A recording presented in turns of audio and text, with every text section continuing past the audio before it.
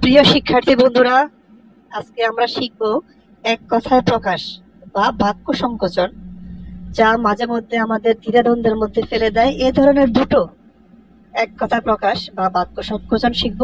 তো চলো শুরু করা যাক।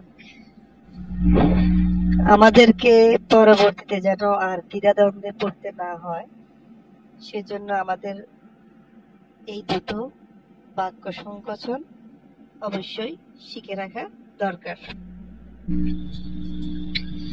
এগুলো হলো, প্রথমটি,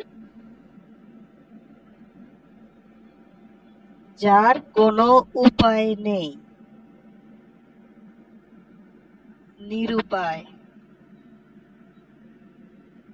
যার কোনো উপায় নেই, নিরুপায়।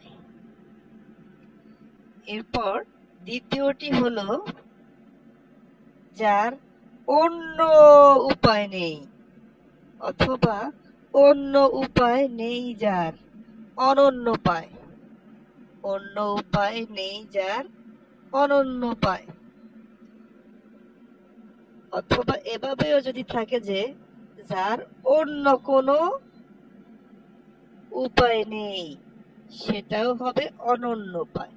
অর্থাৎ সূক্ষ্মভাবে খেয়াল করবেন যে বাক্যের মধ্যে অন্য শব্দটি লিখা আছে কিনা। অন্য শব্দটি লিখা থাকলেই হবে অনন্যোপায়। আশা করি বুঝতে পেরেছেন। ধন্যবাদ।